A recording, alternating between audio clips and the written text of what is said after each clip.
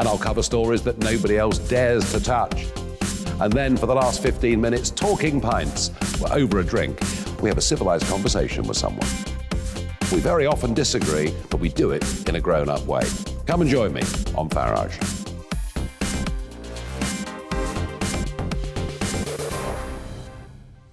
I'm Colin Brazier. I've reported from more than 70 countries around the world, covered wars from Afghanistan to Iraq, from Lebanon to the Balkans. I'm trying to bring that experience, that feel for events, to the studio. And something else. I'm ready to give an opinion. Today's stories with a spark. Brazier from 8 p.m. weekdays on GB News.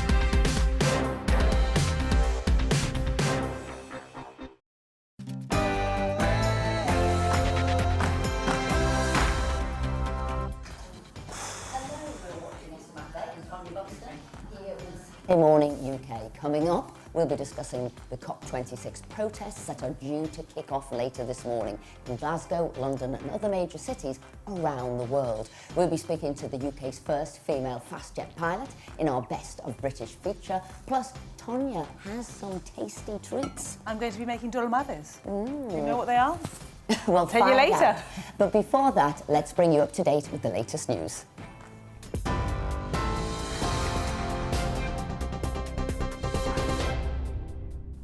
I'm Amelia Harper. This is your news at 10 o'clock. 12 people have been arrested after hundreds of anti-establishment protesters clashed with police in London on Bonfire Night. 8 police officers were injured after fireworks were thrown at them in Parliament Square. Demonstrators were taking part in the Million Mask March, protesting against coronavirus restrictions. Earlier in the day, people wearing Guy Fawkes-style masks gathered at nearby Trafalgar Square, where an effigy of Prime Minister Boris Johnson was burned. At least 8 people have died in a crowd surge at a festival in Houston in Texas. Several others were also injured at Astroworld Festival on Friday evening, while rapper Travis Scott was performing on stage. 17 people were taken to hospital, including 11 who were in cardiac arrest. COVID-19 booster jabs will be able to be booked a month earlier from Monday. Currently, people cannot book their top-up vaccines until 6 months have passed since their second dose. But from next week, boosters can be pre-booked 5 months after their second dose, although people will still only be able to receive it after 6 months. The NHS is changing the booking system to speed up the rollout ahead of what's expected to be a challenging winter. Tens of thousands of protesters will take to the streets across the UK today to demand action on climate change. It follows yesterday's march in Glasgow by youth activists. 50,000 people are expected to march through Glasgow again today, with demonstrations also taking place in central London. It's part of the COP26 coalition's Global Day of Action for Climate Justice. Meanwhile, the bosses of 5 supermarket chains are promising to halve the environmental impact of a weekly food shop by the end of this decade. Chief executives from Tesco, Sainsbury's, Waitrose, Co-op and M&S say they'll work with the Worldwide Fund for Nature to reduce natural destruction. The supermarkets have promised to submit environmental impact data annually to the Worldwide Fund. A second unnamed player of Asian heritage has come forward alleging racial abuse at Yorkshire County Cricket Club. It comes amid criticism of the club's response to racism experienced by Azim Rafiq. Yesterday, Yorkshire chairman Roger Hutton was one of several board members to resign. Speaking on GB News, former England bowler Monty Panesar said an extensive investigation is needed. These are obviously, quite shocking and really deep claims, because, Rafiq did say that continually the people at Yorkshire were using the P word, and they've kind of referred it to as banter, and they're such close friends that, this is such a complex and complicated, situation that, I think thorough investigation and a fair, investigation for all the parties involved, needs to be done. GB News can reveal 1,665 children may have been at risk of being sexually exploited in Rotherham since 2017. The numbers identified to be at risk at the highest risk, in Rotherham Council risk assessment forms increased by over 35% between 2017 and 2020.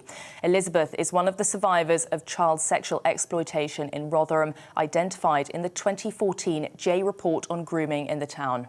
Actually never dreamed that those figures would be that high. I thought that they'd have got made some improvement at least, but to have 1,600 plus children identified at risk or involved in a shorter period than what the J report covered is absolutely horrendous. Rotherham Council says that not every allegation will be validated, and they urge people to report any suspicions to them. A woman has been arrested after a paddleboarding incident on a river in Wales in which 4 people died. The arrest comes after police confirmed the death of the 4th person, 41-year-old Andrea Powell from Bridgend, who was in hospital following the incident. The suspect, who police say comes from South Wales, has been arrested on suspicion of gross negligence manslaughter. They have since been released under investigation. And 2 hyenas have tested positive for coronavirus in the first cases confirmed among animals worldwide. Samples were taken from Denver Zoo in the United States after several lions and 2 tigers also tested positive for the virus. The zoo said the hyenas have an occasional cough but are expected to make a full recovery. I'll have the latest headlines for you in half an hour. Now it's back to Saturday Morning UK.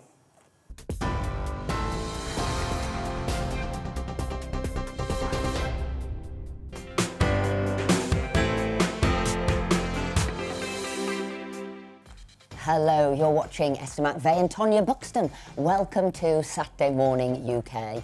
Lots for you today, I should say, including...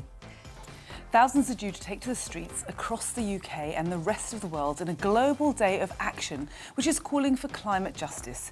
We have our reporters out and about finding out exactly what justice they want to see. We take to the skies in our Best of British feature, a Saturday Morning UK first today, and the first female jet pilot, Jo Salter. Very excited about talking to her. Absolutely, breakups are never easy, but apparently they are slightly tougher for men. Really? Do you believe that? We'll speak to someone in the know later. But we'd really like to hear what your views are as well. And later I'll also be showing you how to make dolmadas, which are wrapped vine leaves. Or kopepia, as we call them in Greek. Oh, very nice. See, a little bit of a lesson in Greek too, but all of that is coming up a little bit later on. So we've heard a lot about it, but what exactly has week 1 of COP26 achieved? The climate summit, attended by world leaders in Glasgow, aims to sign nations up to a raft of measures which will help to be kinder to the environment. These are some of the main things agreed this week. Countries have backed a tech plan to reach net zero. There has been a deforestation pledge with 100 countries signing up, and India has signed up to net zero targets, but not until 2070. And the finance industry will be forced to show their net zero plans. Well, for the latest on the conference and our political correspondent Tom Harwood, our lovely political correspondent Tom Harwood has been reflecting on a day of protesting in Glasgow. We're coming up to 1 week into the COP26 conference, this international conference here in Glasgow, where world leaders and indeed their negotiating teams are trying to come to conclusions to keep warming down, to 1.5 degrees, and the task is halving global emissions by 2030 in order to do that. Now, over the last few days, we've heard several announcements. We've heard announcements on more than 40 countries signing up to getting rid of coal from their energy generation. We've heard more than 100 countries signing up to growing forests and ending deforestation within the next 9 years. We've seen global finance commitments, not just from governments, but from businesses too.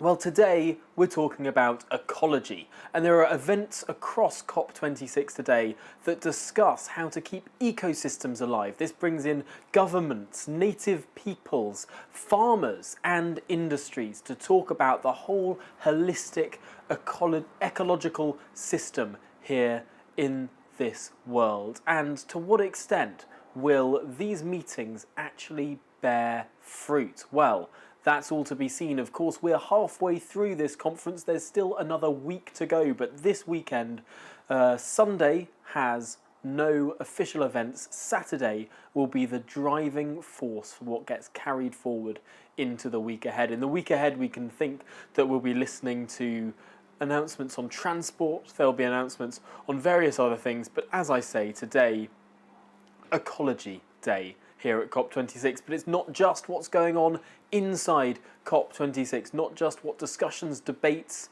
and announcements there are here, because on the streets, not just of Glasgow, but of London and several other cities in the UK as well, there are more protests. The Greta Thunbergs of this world are not satisfied that COP is doing enough, and they're protesting the environmental conference. It's peculiar to many ears. Why on earth are people protesting world leaders doing what they've asked them to do? World leaders are doing so much when it comes to climate, far too much in the eyes of many. The taxes, the regulations, the commitments, the stifling, really, of the free and open economy in so many areas. And yet, for some campaigners, for some protesters, it's not enough. The question has to be asked, at what point will it be enough? Of course, we're expecting potentially a global agreement to come this coming Friday. But until then, lots more negotiation to take place, and we'll be bringing every second of it, all the interest, all the twists and turns, all of the news, what matters to you, right here on GB News. We're in Glasgow to report everything that matters. That's Tom Harwood there mentioning the climate activist Greta Thunberg, who spoke yesterday in Glasgow. She heavily criticised the leaders at COP26 for putting profits over people. The leaders are not doing nothing. They are actively creating loopholes and shaping frameworks to benefit themselves and to continue profiting from this destructive system. This is an active choice by the leaders to continue to let the exploitation of people and nature and the destruction of present and future living conditions to take place. The COP has turned into a PR event where leaders are giving beautiful speeches and announcing fancy commitments and targets, while behind the curtains, the governments of the global north countries are still refusing to take any drastic climate action.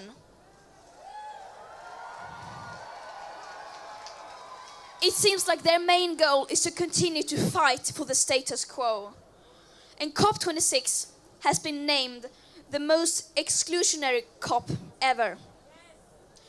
This is no longer a climate conference. This is now a global North greenwash festival. And that now leads us on to today, where tens of thousands of protesters are set to take to the streets in Glasgow, London and other cities in the UK and around the world to demand action on climate change. In Glasgow, where the crucial UN summit is taking place, about 50,000 people are expected to march through the city centre. And that's where we find our reporter, Davy Donaldson. Davy, what do you know? Yeah, well, I'm here in a very wet and windy Kelvin Grove Park in Glasgow's West End. You said there maybe 50,000.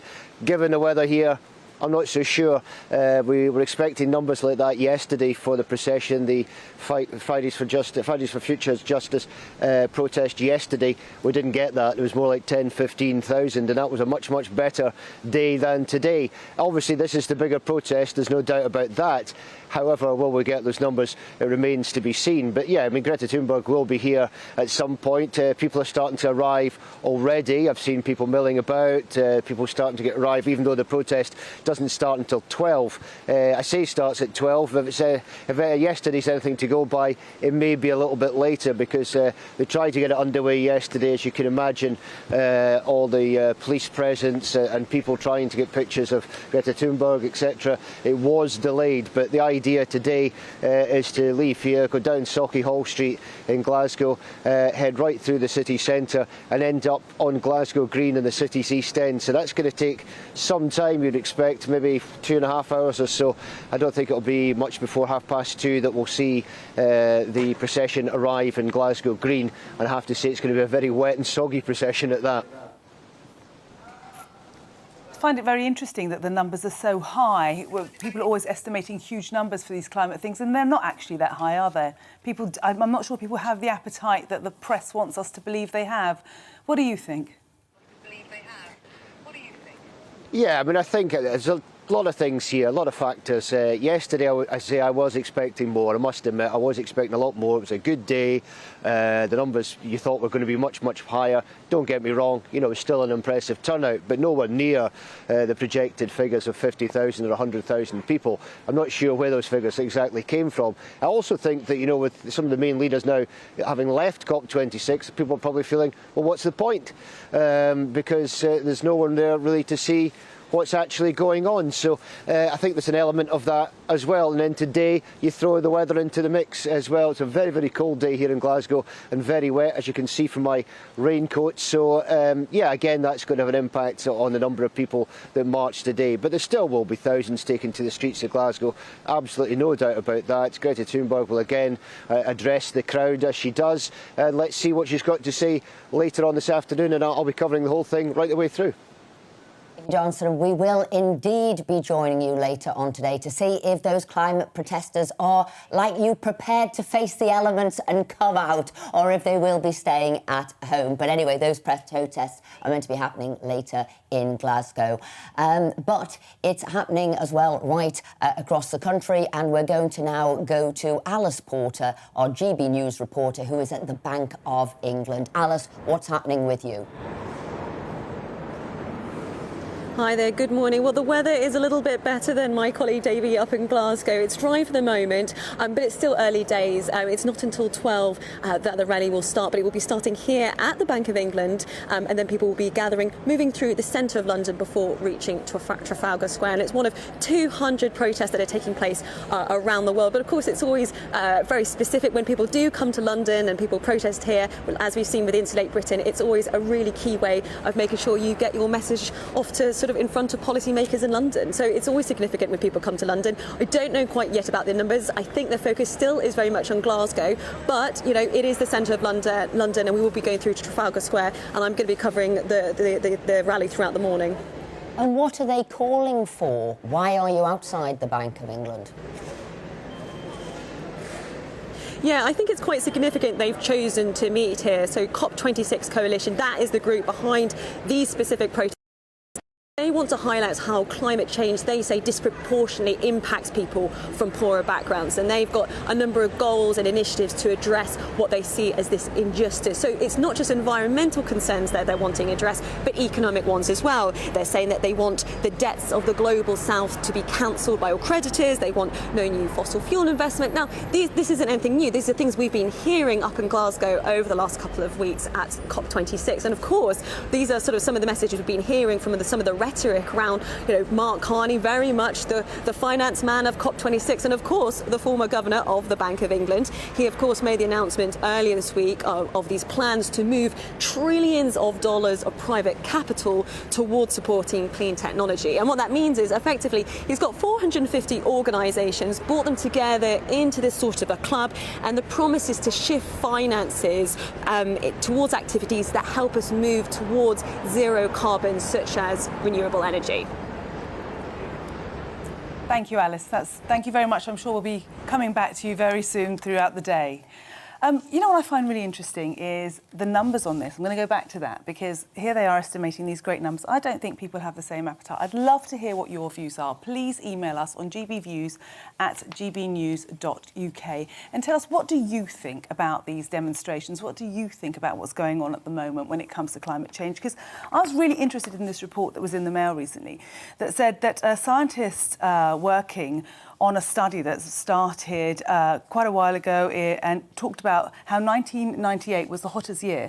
And actually climate hasn't increased in the past 15 years. So I feel that if we want to help our planet, we need to be doing more about pollution, more about plastics, which are really my bugbear. And I don't feel that in all of this, in all of COP26, that's something that's being discussed enough. They just keep talking about climate change and things that are going to cost poor people a lot of money, instead of doing things, the little things that we could do. You know, like your grandma used to say, you know, if you save your pennies, the pounds will save themselves. I really feel that these little tangible things that we can do easily now are not being done. And then we talk about this big... Well, when you talk about protesters, they were out last night because I couldn't get back to where I was saying, and those were the million mask wearers. But I kind of looked, well, who were they? What were they? And it was sort of a rabble. It was a bunch of people. They seemed to be anti-society. They seemed to be anti-obedience, anti the government, yes, and lots of disruption. It was sort of mayhem and disruption. And I thought, does that help a cause, or does that turn the public against them? And there's a crowd now gathering. Obviously, couldn't get out of bed early this morning and didn't want to go out if it was raining. But they're all coming under an umbrella of what sounds like a laudable aim, climate, the environment, but really let's sort of unpick that. And when you do challenge it, you know, instead of saying, well, we'll just challenge you and asking questions, you then become a climate denier. That's what does my head in. And then actually you're possibly not. You're just questioning what is going on. And I really feel it's come to almost religious proportions when we're talking about this. Climate now is a new religion. Listening to the words people are using, the end of sort of civilization, a minute to midnight. And I think that perpetuates fear. And I go and speak to young people and go into schools and what have you, and they really are alarmed about this. And I think, actually, is it time to take the high tempo, this religious zealotry out of it and say, what does it mean? How do we go there? How do we get to there in a fair proportion and reasonable way? But as I said, we want to hear from you. Well, one question that a lot of people are now asking is, how do we measure all of those new green targets? Well, one person who can help us with this is Philip Dunn, who is the Conservative MP for Ludlow. So, Philip, good morning. Thanks for joining us. I think you are in... Tanya. Yeah, I think you're in Glasgow at the moment, or if not, you'll be back there next week when all of these serious negotiations go on. Do you want to tell us what your role is? It's a cross-party role as well. MPs from other parties will be working with you.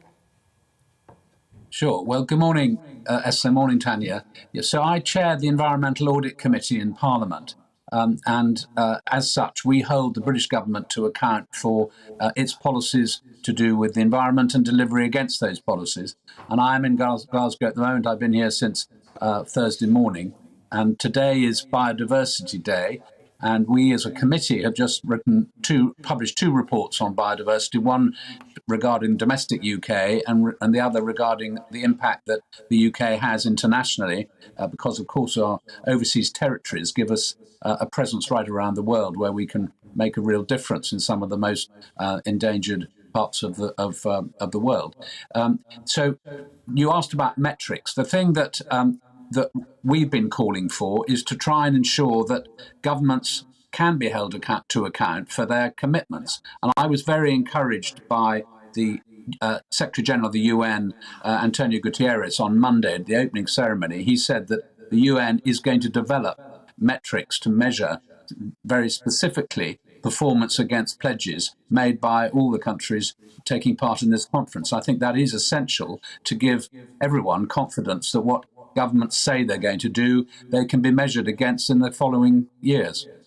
But, you know, everybody always says, you know, the British government gold plates everything. It takes what it's told and then it does far more. And what we do need to see is that people are sort of adhering to what they've signed up to and are adhering to it in the same way. How do we get that sense of measurement that everybody will be equally performing towards? Well, I think it's going to be down to individual countries being assessed both within their country by parliamentary committees like ours, for example. And yesterday I co-chaired an event where we had parliamentarians from across the world who are responsible for holding their governments to account.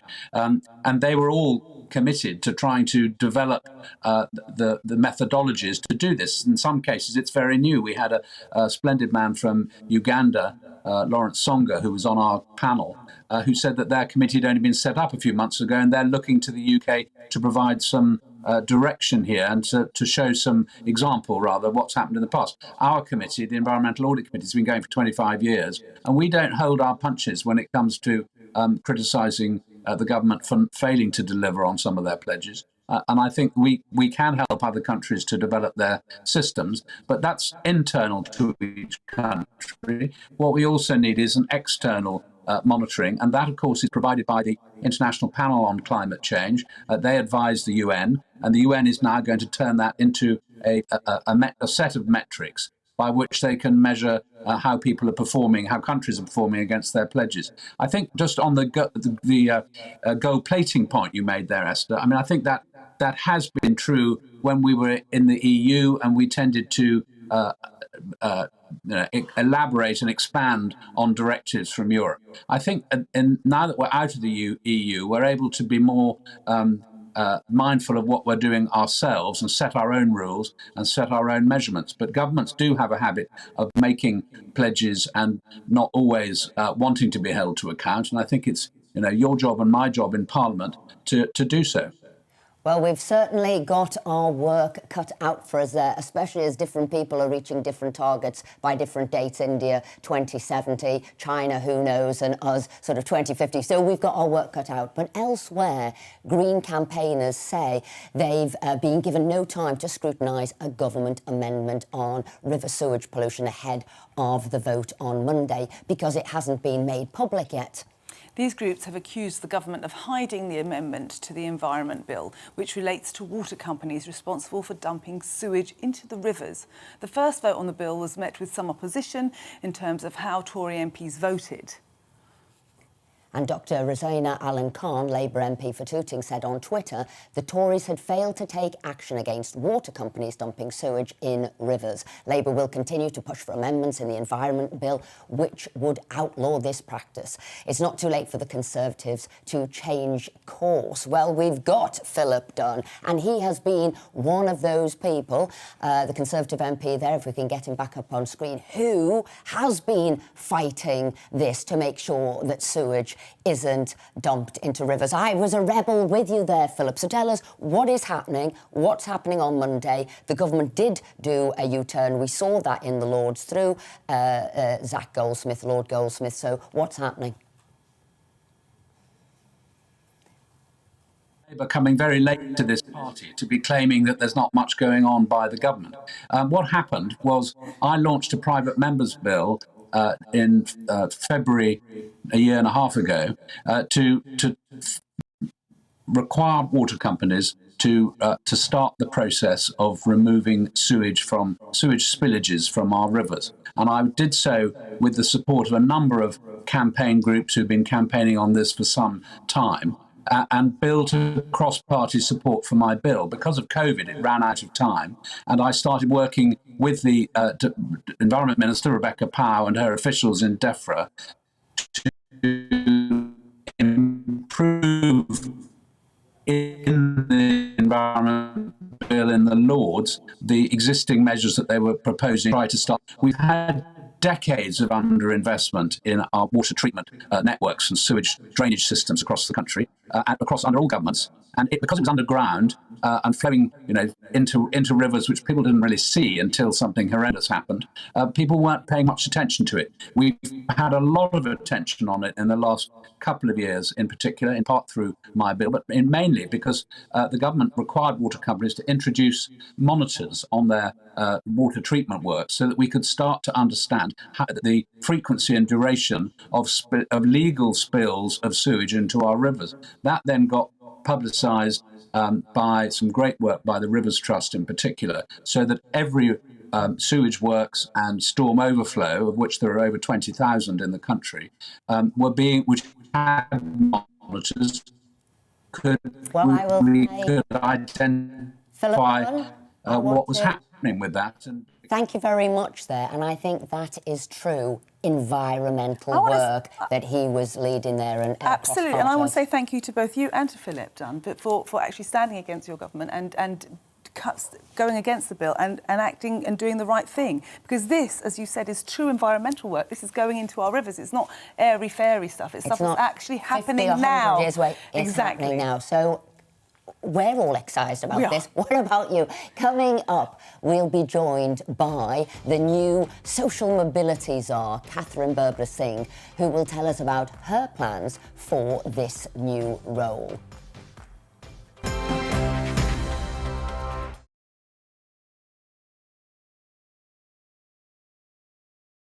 You're watching GB News live across the UK and the world on our digital stream. GB News is Britain's news channel. We are the UK's home of discussion and debate from all perspectives. We are here for you. Don't forget to join our YouTube community by clicking on that subscribe button. And if you want the GB News app, you can click and catch up on programmes anytime. We love to hear from you, so email us. gbviews@gbnews.uk. Thanks for being part of the GB News family. My name is Andrew Doyle. Join me every Sunday evening at 7 p.m. for Free Speech Nation. This is a show where we address current affairs and news stories of the week with the help of two wonderful comedian panellists. I brought in comics because I want to give it a lighter edge, and also they work for less. See you there.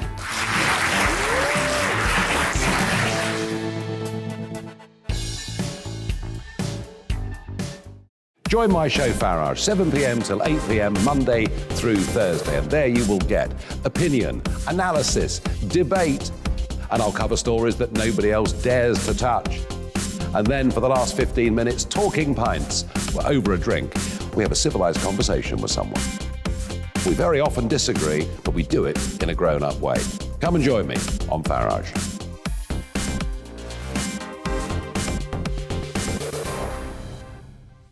I'm Colin Brazier. I've reported from more than 70 countries around the world, covered wars from Afghanistan to Iraq, from Lebanon to the Balkans. I'm trying to bring that experience, that feel for events, to the studio. And something else. I'm ready to give an opinion. Today's stories with a spark. Brazier from 8 p.m. weekdays on GB News.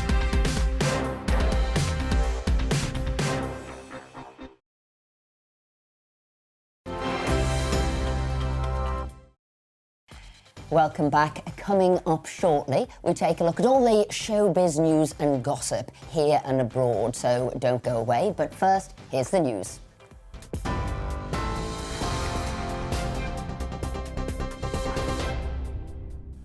I'm Amelia Harper. Here are the latest headlines.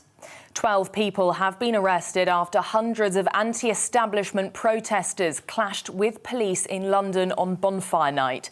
8 police officers were injured after fireworks were thrown at them in Parliament Square.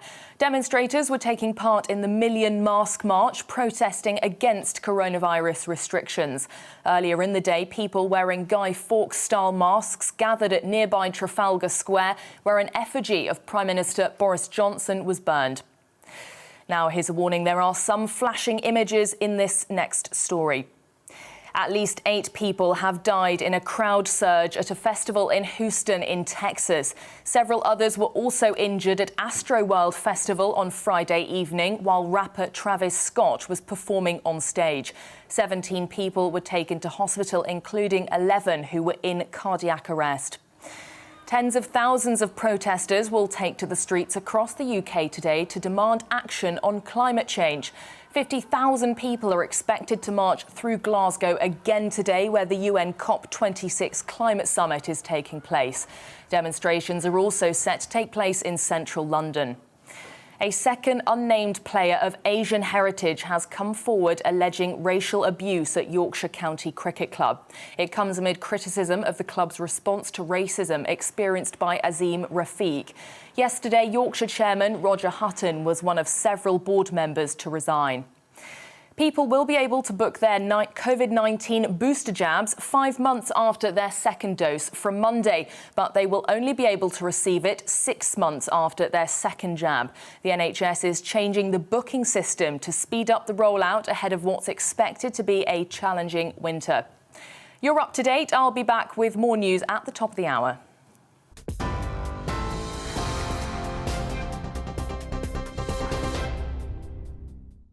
You're watching GB News live across the UK and the world on our digital stream. GB News is Britain's news channel. We are the UK's home of discussion and debate from all perspectives. We are here for you. Don't forget to join our YouTube community by clicking on that subscribe button. And if you want the GB News app, you can click and catch up on programmes anytime. We love to hear from you, so email us. gbviews@gbnews.uk. Thanks for being part of the GB News family. My name is Andrew Doyle. Join me every Sunday evening at 7 p.m. for Free Speech Nation. This is a show where we address current affairs and news stories of the week with the help of 2 wonderful comedian panellists. I brought in comics because I want to give it a lighter edge, and also they work for less. See you there.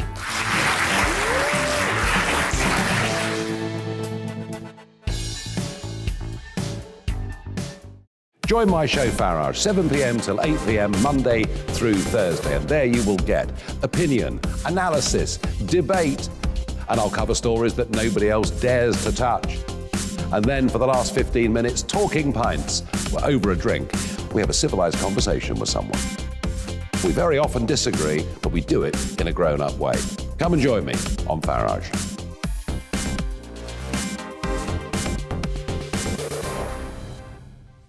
I'm Colin Brazier. I've reported from more than 70 countries around the world, covered wars from Afghanistan to Iraq, from Lebanon to the Balkans. I'm trying to bring that experience, that feel for events, to the studio. And something else. I'm ready to give an opinion. Today's stories with a spark.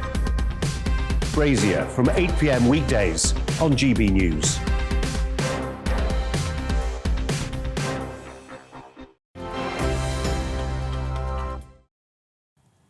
Welcome back. Well, you've certainly been emailing us your views. Tanya, what's first? So the first, Anthony says, Greta should be speaking out about school runs if she really wants to lead the way. 35 minutes added to my journey home in any direction due to school runs colliding with work traffic. Get a bus or walk, then maybe I'll listen to the spoilt child who has been given the role of climate activist. Another one here. Why does Greta not advise all her supporters to go home and insulate their own homes instead of demanding the poor to pay for it? So there you go. And where do they think the government gets all this money from? And another one here from that was from Ernie. This one from Stuart. Funny how when the weather is wet, cold and miserable, the climate protesters stay at home, no doubt with their heating on. I thought they would like the cold and wet weather. Yes, we want to know. Where are you? We want your views. 50,000 of you in Glasgow. Where are you? But I'm very excited that we have Catherine Birbal Singh, is known as England's strictest teacher. Why? The discipline she instills in pupils can include detention for forgetting a pen, moving between classrooms in silence, and being required to chant inspirational poems during the assembly. In isolation may seem quite draconian, but together they have led to an impressive results. They certainly have. Such are her accomplishments. She has now been announced as the new social mobility czar. But what does that actually mean? Well, I'm glad to say Catherine joins us now to help us find out. So that is, not only is it a big title, it's also a big sort of mission. What are you hoping to achieve being the social mobility czar? Well, there are three areas that I'm interested in, really. One, obviously, education. I think that schools enable children to change their stars, is what I always say, as long as what's happening in the school are the right sorts of things.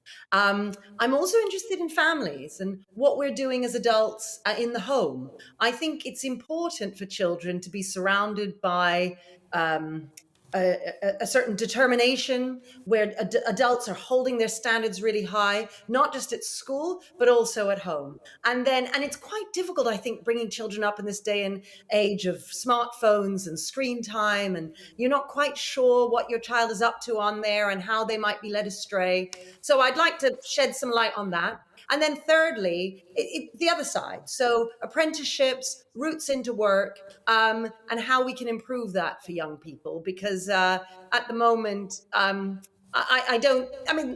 are systems, I just don't think they're as clear as they can be. Well, Catherine, all of that to me sounds very sort of practical and common sense, schools, families and routes into work. But it seems that you've taken sort of a bit of flack, draconian, too much discipline. But some of us would say, isn't that lacking at the moment?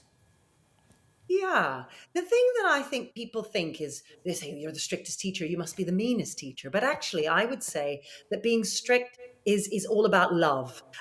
It's hard to hold the line with children, much easier to try and be their friend and to give them what they want, because in the moment it quietens them down or it just sort of leaves you alone. But actually, the hard route is to hold your standards high and say, no, actually, I want you to do that homework and you're going to do it well. Oh, no, I need you to do it again. Oh, no, actually, I need you to say please before I give you the chocolate bar, because otherwise, if I never insist on you saying please, you'll never learn how to do so. So it's about seeing the long term. And, I'm in school, senior team meeting every morning at 7 a.m. It's not because I hate children that I do that. It's because I love them. And it's hard to hold the line for parents and teachers. But we must do it to help them. It's our role as adults to scaffold them and support them so that eventually when they're 16, 18, we can say, off you go, little birdie, off you go and fly, because I've given you all the tools that you need to make yourself successful and happy in life.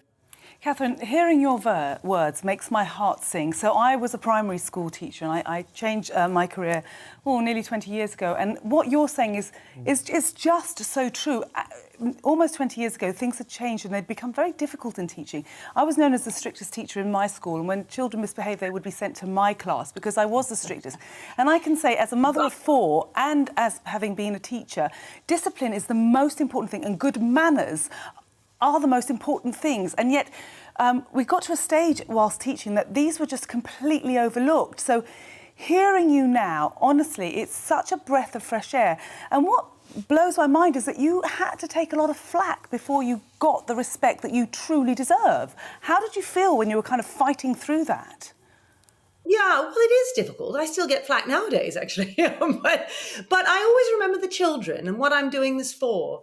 And I know how much they thrive in an environment which is filled with love, but standards are high. What I always say to the naughty child who's trying to get away with something is, I'm not going to drop my standards for you. I'm not going to expect more of these other children over here, which is often what happens, and often with the most disadvantaged children, because well-meaning people think to themselves, well, he's got a difficult life at home, or he's having trouble at the moment. I can't really expect him to do his homework. I can't expect him to be polite right now. But the thing is that if you keep dropping your standards all the time for him, in the end, who loses out? He does. Because when he goes off into life, Well, he doesn't know how to say please and thank you. He doesn't know how to look somebody in the eye and shake their hand and make it a first impression when he goes to that interview. And it's so important for all the adults in his life, both at home and at school, to keep those standards high, do what's difficult. We always say at school, even when it's difficult, especially when it's difficult, you do the right thing. And that's for us to model as adults so that children can copy us and that they'll be happy doing so. That's the thing we need to convince everybody of. Doing what's hard in the end gives us long-term happiness.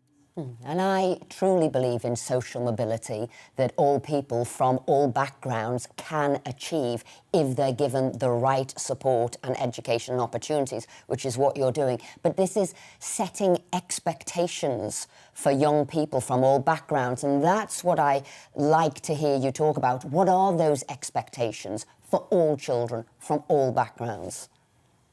Well, for instance, one of the things that I'd really love a campaign on is for smartphones. Too often you sit on the tube and you see children, 2-year-olds, 3-year-olds with a smartphone in their hands. And I know why the parents do it. It seems sensible. Why not give them a smartphone?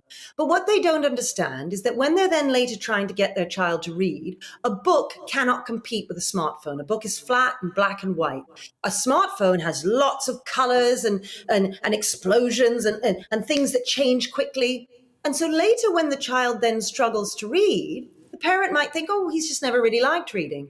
When in actual fact, the truth is that it's because he spent too much time on that smartphone. And because all of this technology is so new, the parents don't necessarily realize. And often the children are so much further ahead in terms of their understanding of technology.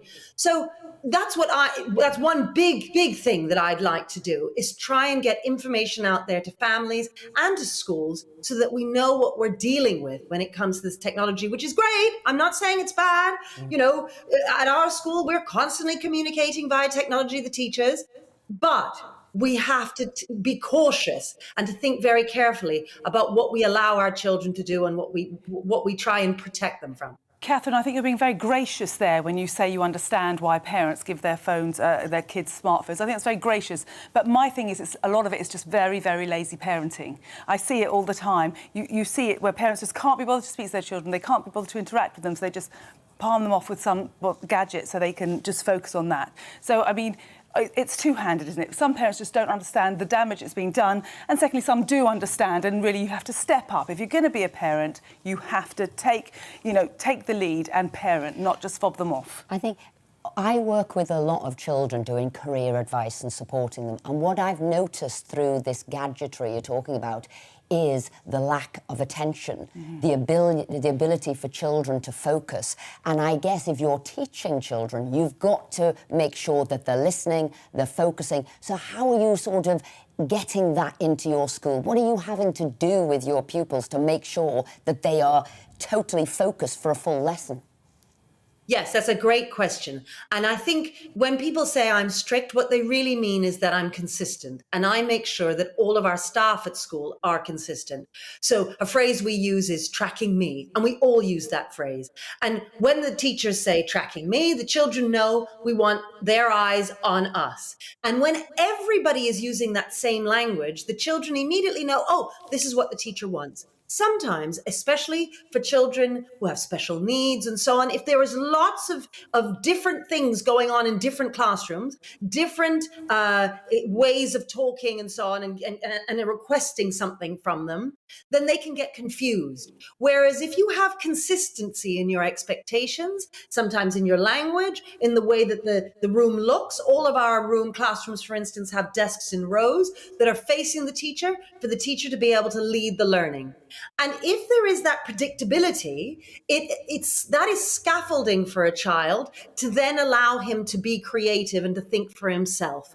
And that's the difficulty. People sort of think, oh no, we need lots of chaos in order for them to think. And actually it's the opposite. What you need is lots of order and structure. And that gives them the security that they need to be creative and to think outside the box. And that's just really about getting that word out, letting people know this stuff, not just in the classroom, but at home as well. If you have dinner at the same time every evening and bath time at the same time, and if you have the same expectations, children are more likely to deliver for you, because children like that predictability. It's unpredictability and inconsistency that children can struggle with. So, if a child comes from a split home, for instance, one way of supporting the child through that is for both mum and dad in separate homes to have very consistent routines. And then the child is well supported through that kind of breakup. There's so many things like that I want to kind of get that information out to try and help people, because I know what you're saying about lazy parenting. I understand that, but I also get that parents are exhausted. They come home from work, they just think, oh gosh, and they don't realize the damage they might be doing by handing that smartphone to their child.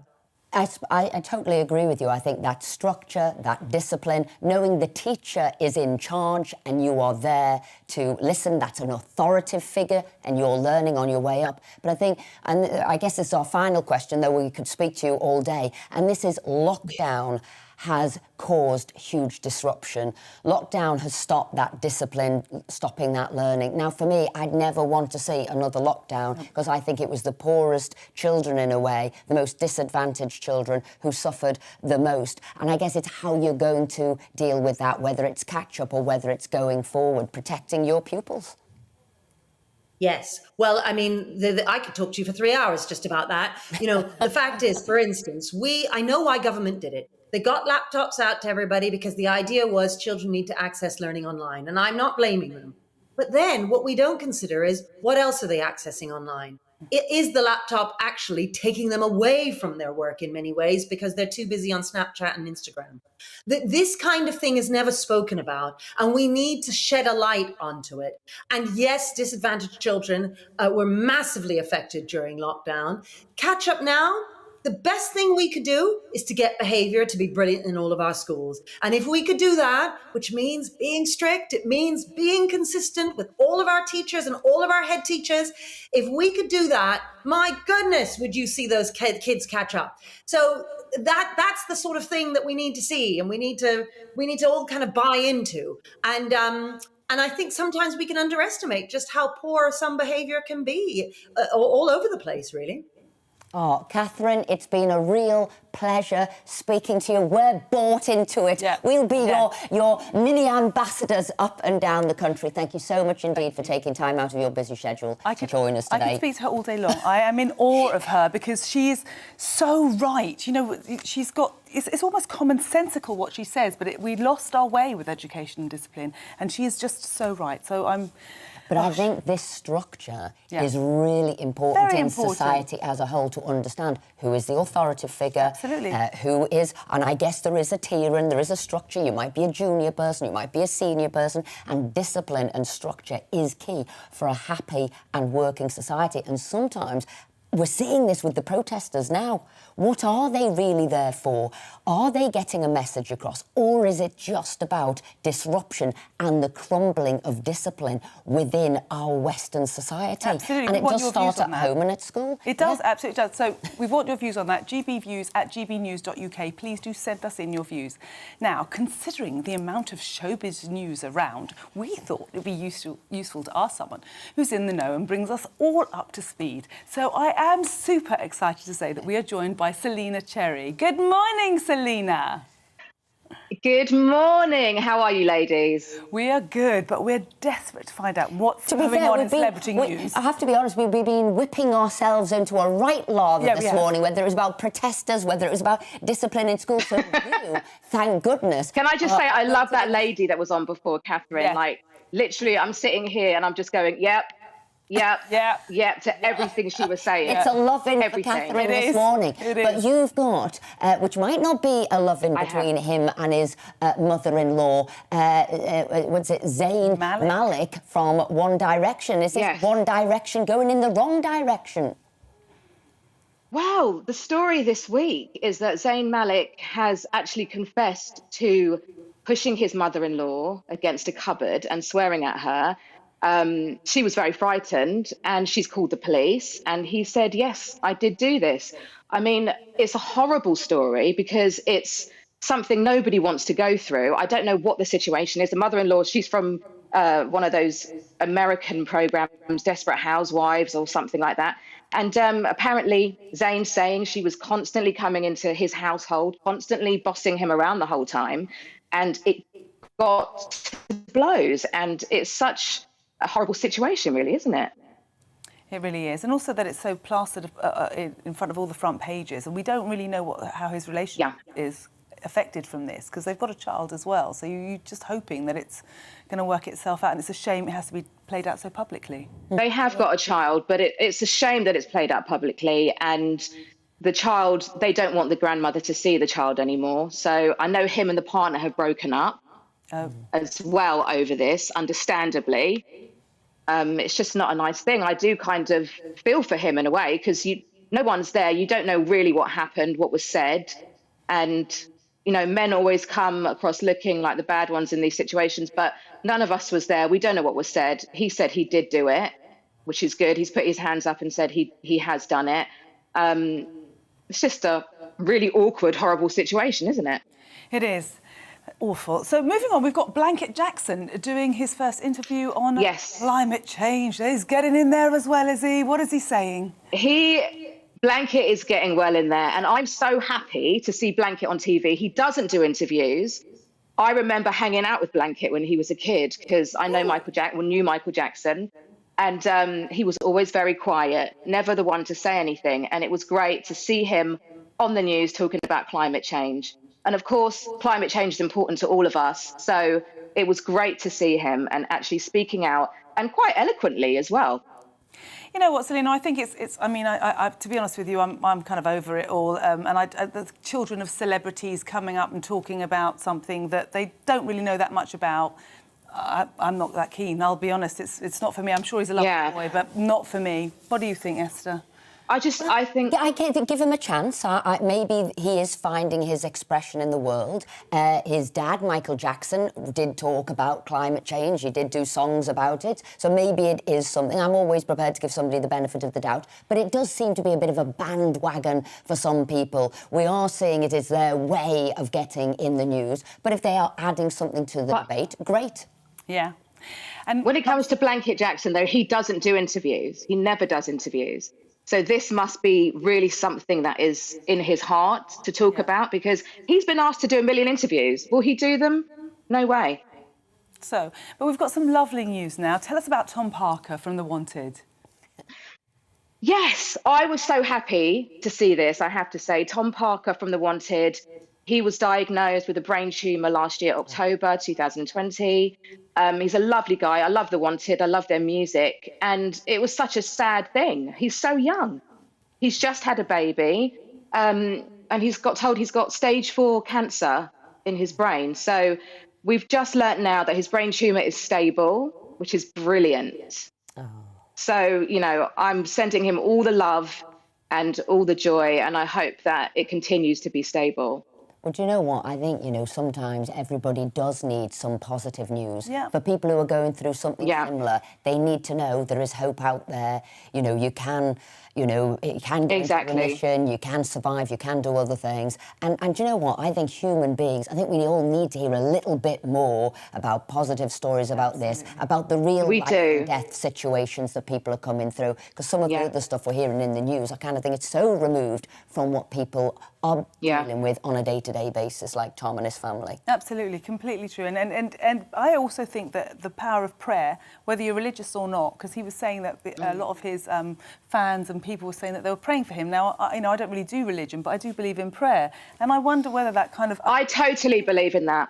Yeah, and that feeling... Now, is it prayer, or is it your... I guess there's an inner faith. You know, you say you hold your faith and you get support. So I do believe in mind over sort of matter in a way. Definitely. It's prayer, and it's also, he has been saying that he is staying positive. And I do believe when it comes to certain diseases, if you in your mind are positive about it and you are feeling every day like this is not going to take over my life, then that will affect your body. Because if you think about everyday things that we do, if we're negative, negativity comes drawn to us. I agree. If we're not, then suddenly good things start to happen. And he has said that he has decided, as soon as he got his diagnosis, he's not going to let this overcloud him. He's not going to let cancer take him over. And look what's happened a year later. He's been told stage 4. And now he's being told, actually, your brain tumour is stable. So it's brilliant news. Selina, you're our ray of sunshine. You're our beacon of positivity, isn't she? Absolutely, yes. Thank you so much, Selina. Right, so plenty more to come in the next hour, including why do men feel relationship breakups more than women? I want both men and women to let me know what you think about this one. But stay tuned, we'll be back in a mo. But first, let's get the weather with Mark Wilson. Hello. Many of us enjoyed a largely dry day on Friday, but it's all changed as we head through today. We're going to see rain pushing its way southwards, some heavy showers following from the north, but I think it's the strength of the wind that we're all noticed, some fairly strong winds developing. So we look at the pressure pattern, you can see the reason why then. It's this area of low pressure that's slowly spreading in from the Atlantic. These weather fronts are going to bring some quite heavy rain in across many areas, but the tightly packed ice bars, that's what's going to bring those very strong winds, particularly across northern areas. But actually, that being said, first thing, it's a mainly dry picture across much of England and Wales. A lot of cloud around first thing, still some breaks though, particularly towards the east with some bright or sunny spells. But a different story across Scotland and Northern Ireland. Here we're going to see some heavy rain slowly pushing its way south-eastwards. So turning quite wet across northern England into Wales by lunchtime and then spreading further south into England and Wales. And it's not just the rain, like I said, some strong winds accompany that rain with the risk of coastal gales. Still breezy but mainly dry towards the south and the east. Sunshine and blustery showers following from the northwest. And again, a milder day than of late.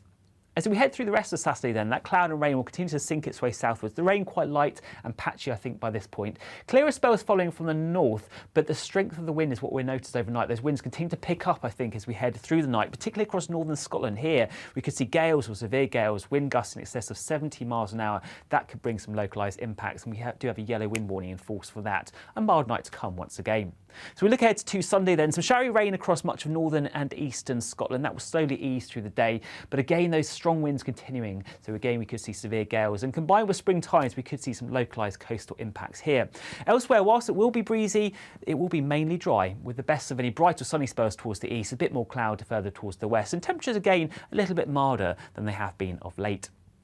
Quick look ahead then to the early part of next week, and it stays rather changeable. There will be some rain or showers, particularly towards the north and the west, mainly dry further towards the south and the east, and temperatures close to, if not above average, for the time of the year. And I'll see you soon.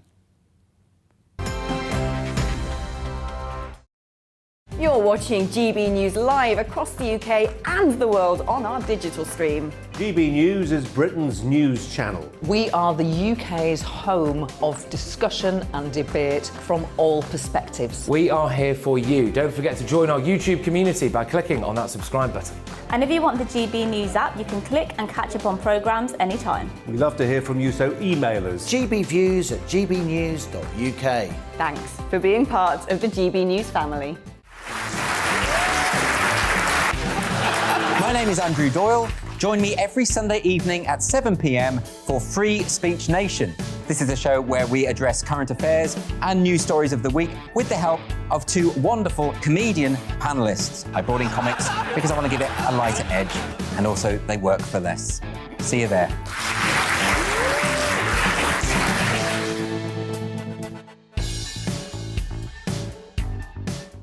Join my show Farage, 7 p.m. till 8 p.m. Monday through Thursday. And there you will get opinion, analysis, debate, and I'll cover stories that nobody else dares to touch. And then for the last 15 minutes, talking pints. We're over a drink. We have a civilised conversation with someone. We very often disagree, but we do it in a grown-up way. Come and join me on Farage.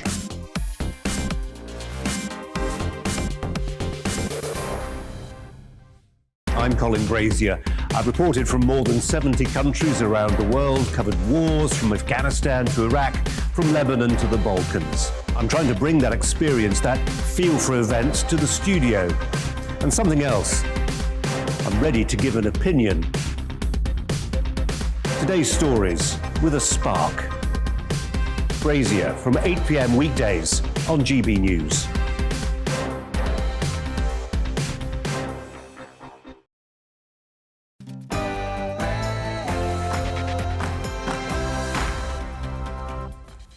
Hello, you're watching Esther McVeigh and Tonya Buxton here with Saturday Morning UK.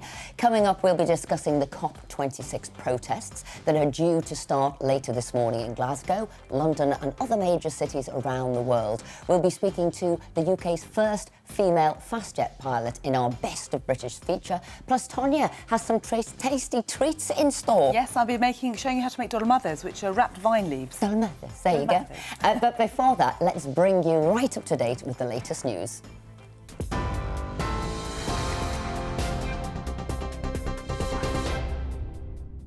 I'm Amelia Harper. This is your news at 11 o'clock. 12 people have been arrested after hundreds of anti-establishment protesters clashed with police in London on Bonfire Night. 8 police officers have been injured after fireworks were thrown at them in Parliament Square. Demonstrators were taking part in the Million Mask March, protesting against coronavirus restrictions. People wearing Guy Fawkes-style masks also gathered in Trafalgar Square, where an effigy of Prime Minister Boris Johnson was burned. Now, there are some flashing images in this next story. At least 8 people have died in a crowd surge at a festival in Houston in Texas. Several others were also injured at Astroworld Festival on Friday evening, while rapper Travis Scott was performing on stage. 17 people were taken to hospital, including 11 who were in cardiac arrest. People will be able to book their COVID-19 booster jabs 5 months after their second dose from Monday, but they will still only be able to receive it after 6 months after their second vaccine. The NHS is changing the booking system to speed up the rollout ahead of what's expected to be a challenging winter. Sir John Major has attacked Boris Johnson's recent row over Owen Paterson, calling it shameful. The former Conservative Prime Minister said the government's action was damaging and that sleaze is unacceptable. The Prime Minister was forced to do a U-turn on the planned 30-day suspension of Paterson over a serious breach of lobbying rules. Tens of thousands of protesters will take to the streets across the UK today to demand action on climate change. 50,000 people are expected to march through Glasgow again today, where the UN Global Climate Summit is taking place. It's part of the COP26 coalition's Global Day of Action for Climate Justice. Demonstrations are also taking place in Newcastle, Cardiff, Manchester and London. The bosses of 5 supermarket chains are promising to halve the environmental impact of a weekly food shop by the end of this decade. Chief executives from Tesco, Sainsbury's, Waitrose, Co-op and M&S say they'll work with the Worldwide Fund for Nature to reduce natural destruction. The supermarkets have promised to submit environmental impact data annually to the Worldwide Fund. A second unnamed player of Asian heritage has come forward alleging racial abuse at Yorkshire County Cricket Club. It comes amid criticism of the club's response to racism experienced by Azim Rafiq. Yesterday, Yorkshire chairman Roger Hutton was one of several board members to resign. Speaking on GB News, former England bowler Monty Panesar said an extensive investigation is needed. These are obviously, quite shocking and really deep claims because, Rafiq did say that continually the people at Yorkshire were using the P word and they've kind of referred it to as banter.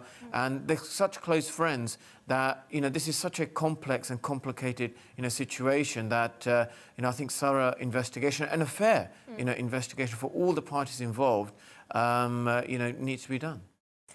GB News can reveal 1,665 children may have been at risk of being sexually exploited in Rotherham since 2017. The numbers of children identified to be at the highest risk increased by over 35% between 2017 and 2020. That's according to Rotherham Council risk assessment forms. Elizabeth is one of the survivors of child sexual exploitation in Rotherham, identified in the 2014 J report on grooming in the town. Actually, never dreamed that those figures would be that high. I thought that they'd have got made some improvement at least, but to have 1,600 plus children identified at risk or involved in a shorter period than what the J report covered is absolutely horrendous. Rotherham Council says that not every allegation will be validated and it urges people to report any suspicions to them. A woman has been arrested after a paddleboarding incident on a river in Wales in which 4 people died. The arrest comes after police confirmed the death of the 4th person, 41-year-old Andrea Powell from Bridgend, who had been in hospital. The suspect, who police say comes from South Wales, has been arrested on suspicion of gross negligence manslaughter. They've since been released under investigation.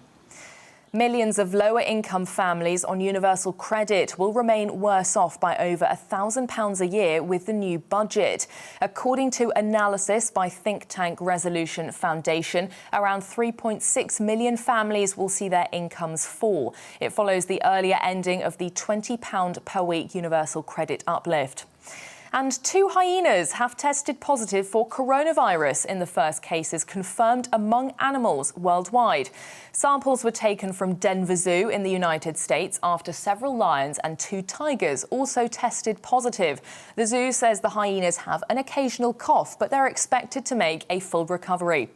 You're right up to date. I'll be back with the latest headlines in half an hour. Now let's return to Saturday Morning UK.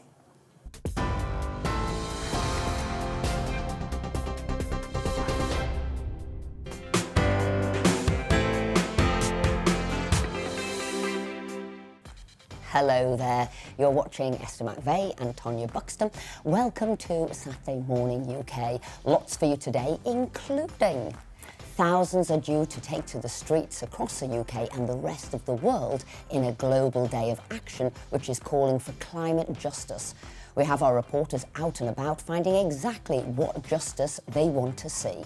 We take to the skies in our Best of British feature, a Saturday Morning UK first today with the first female jet pilot, Jo Salter. Now, breakups are never easy, but apparently they are slightly tougher for men. Do you believe that? I don't think I do. Anyway, we'll speak to somebody in the know who will no doubt convince me. Plus, I have a tasty treat for you as I tell you how to make dolmades or gubepia if you're Cypriot. All that and more in a moment.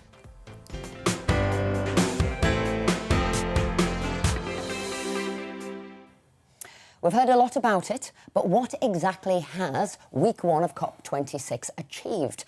The climate summit, attended by world leaders in Glasgow, aims to sign nations up to a raft of measures which will help to be kinder to the environment. These are some of the main things agreed this week. Firstly, the countries have backed a tech plan to reach net zero. There has been a deforestation pledge with 100 countries signing up. And India has signed up to net zero target, but not until 2070. And the finance industry will be forced to show their net zero plans. For the latest on the conference, our political correspondent, Tom Harwood, has been reflecting on a day of protesting in Glasgow. We're coming up to 1 week into the COP26 conference, this international conference here in Glasgow, where world leaders and indeed their negotiating teams are trying to come to conclusions to keep warming down, to 1.5 degrees, and the task is halving global emissions by 2030 in order to do that. Now, over the last few days, we've heard several announcements. We've heard announcements on more than 40 countries signing up to getting rid of coal from their energy generation. We've heard more than 100 countries signing up to growing forests and ending deforestation within the next 9 years. We've seen global finance commitments, not just from governments, but from businesses too. Well, today we're talking about ecology, and there are events across COP26 today that discuss how to keep ecosystems alive. This brings in governments, native peoples, farmers and industries to talk about the whole holistic ecological system here in this world. And to what extent will these meetings actually bear fruit? Well, that's all to be seen. Of course, we're halfway through this conference. There's still another week to go, but this weekend, Sunday has no official events. Saturday will be the driving force for what gets carried forward into the week ahead. In the week ahead, we can think that we'll be listening to announcements on transport. There'll be announcements on various other things. But as I say, today, Ecology Day here at COP26, but it's not just what's going on inside COP26, not just what discussions, debates and announcements there are here, because on the streets, not just of Glasgow, but of London and several other cities in the UK as well, there are more protests. The Greta Thunbergs of this world are not satisfied that COP is doing enough, and they're protesting the environmental conference. It's peculiar to many ears. Why on earth are people protesting? World leaders doing what they've asked them to do. World leaders are doing so much when it comes to climate, far too much in the eyes of many. The taxes, the regulations, the commitments, the stifling, really, of the free and open economy in so many areas. And yet, for some campaigners, for some protesters, it's not enough. The question has to be asked, at what point will it be enough? Of course, we're expecting potentially a global agreement to come this coming Friday. But until then, lots more negotiation to take place, and we'll be bringing every second of it, all the interest, all the twists and turns, all of the news, what matters to you, right here on GB News. We're in Glasgow to report everything that matters. That was Tom Harwood there, our political correspondent, as he said, in Glasgow, reporting everything that matters. He also mentioned climate activist Greta Thunberg, who spoke yesterday in Glasgow. She was speaking to a crowd, and this is what she had to say. The leaders are not doing nothing. They are actively creating loopholes and shaping frameworks to benefit themselves and to continue profiting from this destructive system.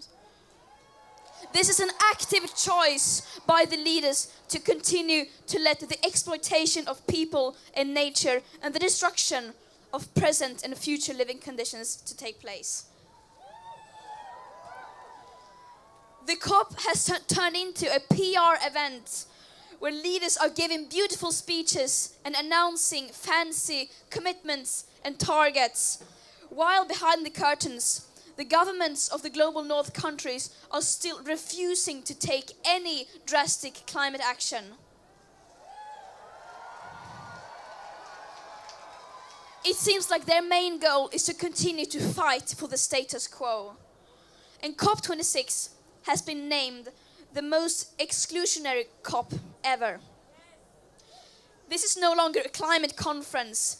This is now a global North greenwash festival. And do you think that Greta is making an active choice to constantly wear single-use plastic face masks that are polluting our land and polluting our seas? I think she is making that active choice, as she likes to say. I think, look, what you've got, and obviously she's got a huge amount of support. People are listening to her. She's raised a point and opinion. But what we've also got to do is have a measured response and understanding to what countries are doing, what countries can do, because she was talking about exploitation of the people and poverty of the people. But let's listen to the leaders of China and the leaders of India, who are doing everything they can to get their population out of poverty. And as they see this, we want it all solved today, that immediacy of we want it right now, they're saying we can't, because we'll push all of our people into poverty. The cost in this country alone is like 1.4 trillion to make these changes straight away. And other people are saying, how can we do it? So the technology is there. I go and meet some local businesses and they're saying the technology isn't even here yet. So great to have that aspiration, but how do we move in the way towards a better, cleaner, healthier planet, but in a way that we don't push millions of people into poverty? Well, I and can that's tell exactly what we want. I can tell you what we can do, Esther. We can start working. I said I've wrapped everybody up into a bit of a lather. I can tell you, you know, instead of all this hot air and hypocrisy that we're seeing, you know, all these, 2 airports full of private jets to bring 40,000 delegates, some countries sending over 300 delegates. For what reason? So, you know, it's hypocrisy. I'm sickened by it all. I'm sickened by the lies and everything. I tell you what we can do. What we can do right now is make a big difference when it comes to single-use plastics. And we can do it in our supermarkets. We can do it with all of this PPE. I mean, the amount of PPE that's happened during COVID. So it seems like we all have to be environmentally friendly, but not when it comes to COVID. Single-use plastics increased 300% about it To be then. fair, I was reading in the Mirror today that they're stockpiling so much PPE. It's costing over £1 million a day for all of this PPE, all the plastic, everything that people have So it's brought got in. to stop. We can do that now, and that's not going to cost a poor family any money. So why are we not doing those measures that are not going to hurt the poor income families? Yeah. Why are we not doing those now? And we continue. And there's just one other point. Sorry, go on. I'm on a rant. Whew, I'm on a roll. Is why is it in the media when it comes to these climate protests that they're inflating the numbers? Now, I go on a lot of protests. You know, I go on freedom protests. You know, I go on anti-vaccine passport protests.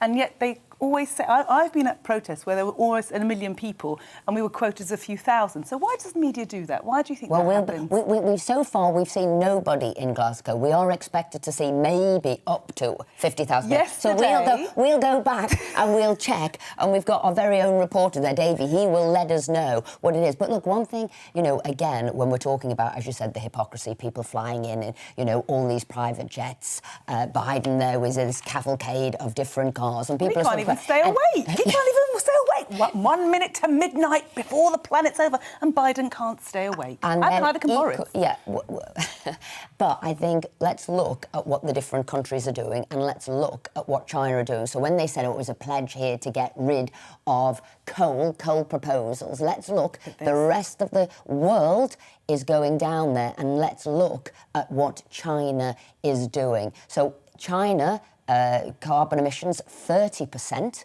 The UK, you know, down to 1%. And what I'm saying here is we have got to get the whole of the world joining in. Because you know what there'll be? There will be hypocrisy on a greater scale here. What we'll end up doing is just moving abroad the manufacturing, moving abroad the emissions to China, and people are talking about China as being the most dominant force in the world, whether it's money, whether it's raw materials, and now it'll have the energy to do all of these things. So all I'm saying is, you know, Greta and everybody, great, you're raising an issue, but please listen to the real complicated debates, negotiations we've got to have with the rest of the world. So our country and other countries don't suffer. And again, India's saying we can't do it by 27 to it. So another thing we've got to say is if people can't do it right now, it's not minutes to midnight, they can't do it till 2070, what adaptations can we now do with the money that we've got to make sure we are prepared if things are happening? So these are all the things. And of course, look, Jack, action needs to be taken against manufacturers. Jack's emailed in the plastic packaging, unnecessary waste, not passing the responsibility to the consumer. Well, I think the consumer does have a role to play as well. Absolutely. But you're right, manufacturing. Thanks, Jack. And Mary said also, Tonya is so right. Pollution plastic is to be sorted before screaming about climate. We don't have the money and we don't want to be cold in my home. And the point is that also there is some discussion to be had about the climate. All this fear-mongering, constant fear in the news. Like you said, young people are actually really frightened about this because they're constant fear-mongering when actually, you know, it's been 15 years and we haven't had an increase in climate. So we do need to relook at all the data that's in front of us to make sure that we make our planet a better place to live in. COP26 isn't the only thing in the news. There are other things in the news, and one of those things is Yorkshire County Cricket Club, and they have launched an investigation after another former player alleged he was subjected to repeated racial abuse at the club. This comes after Yorkshire Cricket chairman Roger Hutton resigned, saying board members need to recognise the gravity of the situation and show care and contrition. Lord Kamlesh Patel, the new chair, is tasked with leading the change needed at the club. Joining us to discuss this issue is former England cricketer Monty Panesar. Great for you to be with us this morning, Monty. So look, do you want to give us a sort of brief summary of where we've got to and how we've managed to get here? Yeah, good morning. Thank you for having me on your show. I think at the moment what's happened is that Yorkshire are actually, you know, banned to host any international matches, and they've also changed their, you know, chairman to Lord Patel, who's a British, you know, Asian origin, and he knows the club cricket, you know, system really well from the 70s and the 80s of the racism that he, you know, experienced. And recently we've also seen a lot of sponsors, you know, pull out because they are waiting upon the verdict after November the 16th, you know, once the hearing takes place. And it's also been emerged that tomorrow there'll be peaceful protests taking place at Yorkshire County Cricket Club, where they want, clubs, organisers, players to be involved. So it's developing, obviously, day by day, and Yorkshire have made some, strong decisions and some, big changes already. But do you want to go back to sort of what happened to Azim Rafiq? Yeah, he obviously felt that there was some bullying and racial, he experienced while he was playing for Yorkshire. And apparently through the report, it came out that Gary Balance, under the term of banter, used the P word to Azim Rafiq, while in the report it also emerged that Yorkshire would have taken disciplinary action because on Rafiq, if you're still playing, if he used the word Zimbo to, Gary Balance, who's from Zimbabwe origin. So, Esther, it would be interesting to know from your point of view. You're from Yorkshire. You probably have a better understanding of what it's like there. Do you think this P word should be banter, or was it a racist term? Well, I'm not from Yorkshire, and most people who can hear my accent will know that it's from Liverpool. So I'm not from there. But, banter it is not. But, you having been a cricketer, have you ever come across racism, bullying, this kind of, well, it's non-banter, even if people are trying to put it under the term banter? Yeah, look, I haven't come across such things, when it came to when I played cricket, and no one used to, obviously the P word, against me. But there comes a time, when in a dressing room, people use, certain sort of banter phrases or what it is in terms of, maybe, your skill level in certain areas isn't good, and for example, myself, my fielding wasn't the best, but when I played cricket, people used to call me, Edward Scissorhands, for example, because I wasn't great at stopping the ball. But I will see that's banter. That's something that, we build great team camaraderie and team spirit, which is part of cricket. So, I think certain words, like the P word itself, it is a racial term. And I think Yorkshire have sort of misunderstood, where society sits in the 21st century. So, briefly, how are the Yorkshire County Cricket Club, how are they going to regain their reputation? How are they going to solve this problem? How are they going to get rid of this sort of racism that seems rife within the club? What are they going to have to do, Monty? Well, they've obviously, appointed, Lord Patel, and he's got a huge job on his hand to bring the community together, to bring back confidence, amongst the public, to think that, Yorkshire is a county, that breeds diversity and inclusivity. So he's got a massive job, to convince, the wider public and the sponsors as well, who've pulled out. So there's a huge job for him. But I think at the moment they're going to probably, wait on the, parliamentary hearing on November the 16th, where, Azim Rafiq will be given parliamentary, privilege to give full details, openly speak about whatever he, experienced throughout his time at Yorkshire. And there'll be no legal binding to that. So that will be very interesting to see how that goes.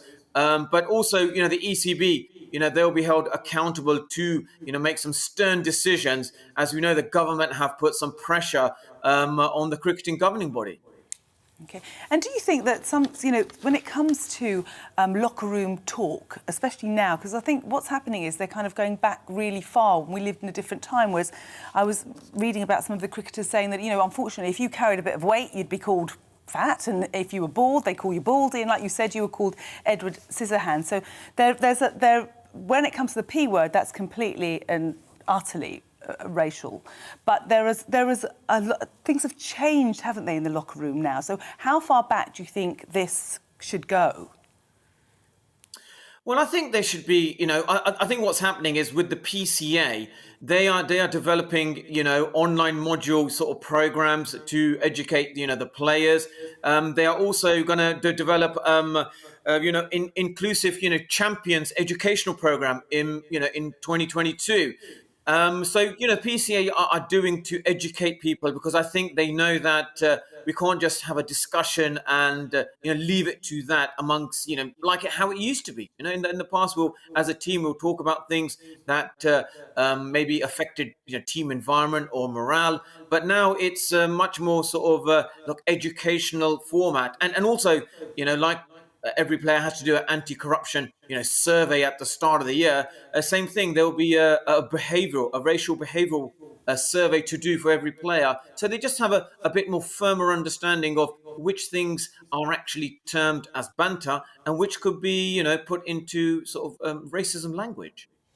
Monty Panesar, former England cricketer, thank you so much for joining us this morning. Now, after the break, we'll be back with the latest news headlines. We'll also be asking, are men affected by breakups more than women? So stay tuned. Hello. Many of us enjoyed a largely dry day on Friday, but it's all changed as we head through today. We're going to see rain pushing its way southwards, some heavy showers following from the north, but I think it's the strength of the wind that we're all noticed, some fairly strong winds developing. So we look at the pressure pattern, you can see the reason why then. It's this area of low pressure that's slowly spreading in from the Atlantic. These weather fronts are going to bring some quite heavy rain in across many areas, but the tightly packed ice bars, that's what's going to bring those very strong winds, particularly across northern areas.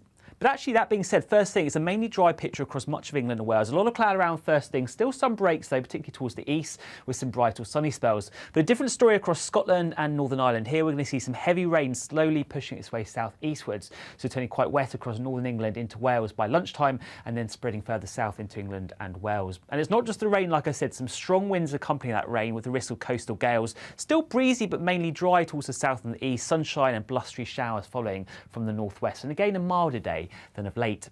As we head through the rest of Saturday then, that cloud and rain will continue to sink its way southwards. The rain quite light and patchy, I think, by this point. Clearer spells following from the north, but the strength of the wind is what we noticed overnight. Those winds continue to pick up, I think, as we head through the night, particularly across northern Scotland. Here, we could see gales or severe gales, wind gusts in excess of 70 miles an hour. That could bring some localised impacts, and we do have a yellow wind warning in force for that. A mild night to come once again. So we look ahead to Sunday then. Some showery rain across much of northern and eastern Scotland. That will slowly ease through the day, but again, those strong winds continuing. So again, we could see severe gales, and combined with spring tides, we could see some localised coastal impacts here. Elsewhere, whilst it will be breezy, it will be mainly dry, with the best of any bright or sunny spells towards the east, a bit more cloud further towards the west, and temperatures again a little bit milder than they have been of late. Quick look ahead then to the early part of next week, and it stays rather changeable. There will be some rain or showers, particularly towards the north and the west, mainly dry further towards the south and the east, and temperatures close to, if not above average, for the time of the year. And I'll see you soon.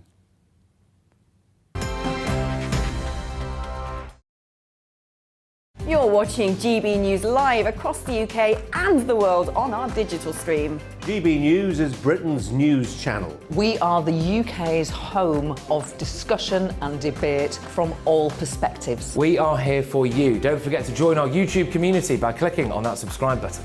And if you want the GB News app, you can click and catch up on programmes anytime. We love to hear from you, so email us. gbviews@gbnews.uk. Thanks for being part of the GB News family. My name is Andrew Doyle. Join me every Sunday evening at 7 p.m. for Free Speech Nation. This is a show where we address current affairs and news stories of the week with the help of two wonderful comedian panellists. I brought in comics because I want to give it a lighter edge, and also they work for less. See you there.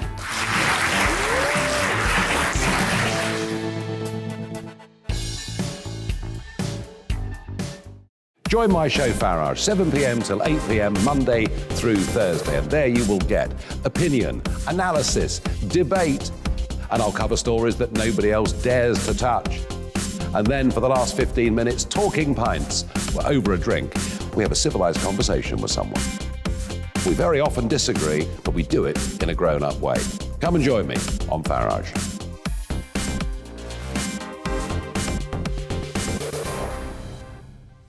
I'm Colin Brazier. I've reported from more than 70 countries around the world, covered wars from Afghanistan to Iraq, from Lebanon to the Balkans. I'm trying to bring that experience, that feel for events, to the studio. And something else. I'm ready to give an opinion. Today's stories with a spark. Brazier from 8 p.m. weekdays on GB News. Join us for Political Correction.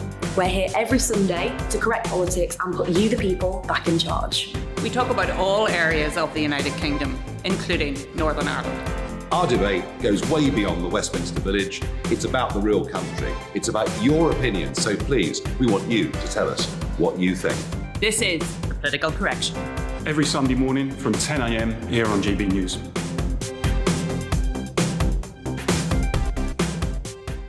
You're watching GB News live across the UK, the world, and our digital stream. GB News is Britain's news channel. We are the UK's home of discussion and debate from all perspectives. We're here for you. Don't forget to join our community by hitting the subscribe button. And download the GB News app so you can click and catch up on programmes anytime. We love to hear from you. Email us at gbviews@gbnews.uk. Thanks for being part of the GB News family.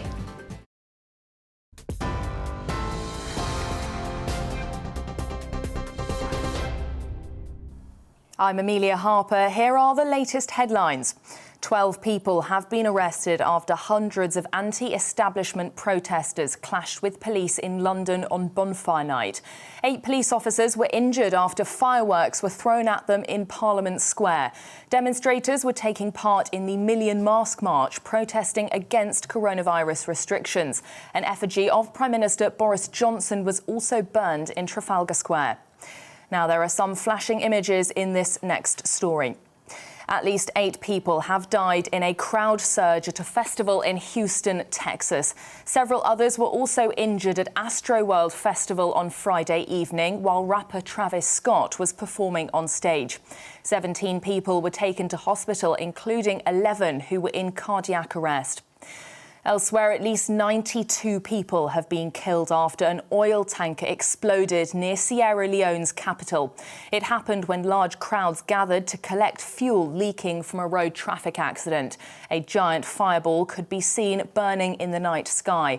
President Julius Maada Bio, who was in Scotland attending COP26, called it a horrendous loss of life.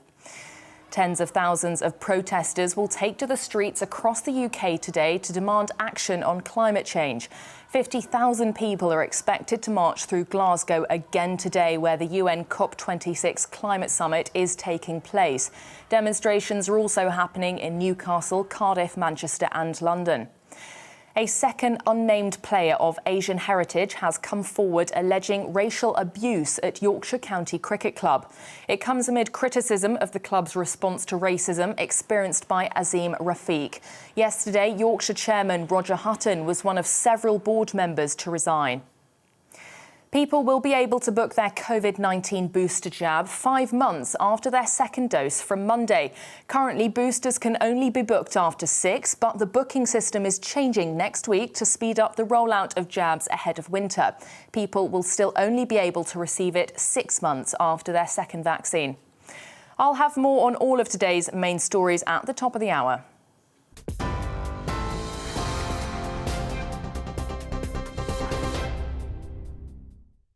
You're watching GB News live across the UK and the world on our digital stream. GB News is Britain's news channel. We are the UK's home of discussion and debate from all perspectives. We are here for you. Don't forget to join our YouTube community by clicking on that subscribe button.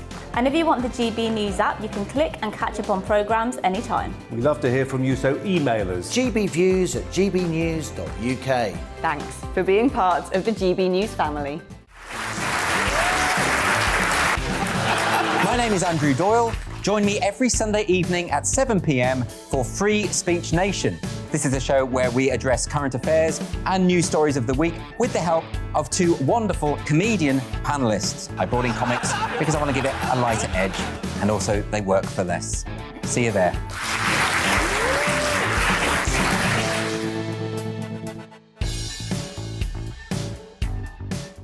Join my show Farage, 7 p.m. till 8 p.m. Monday through Thursday. And there you will get opinion, analysis, debate, and I'll cover stories that nobody else dares to touch. And then for the last 15 minutes, talking pints. We're over a drink. We have a civilized conversation with someone. We very often disagree, but we do it in a grown-up way. Come and join me on Farage.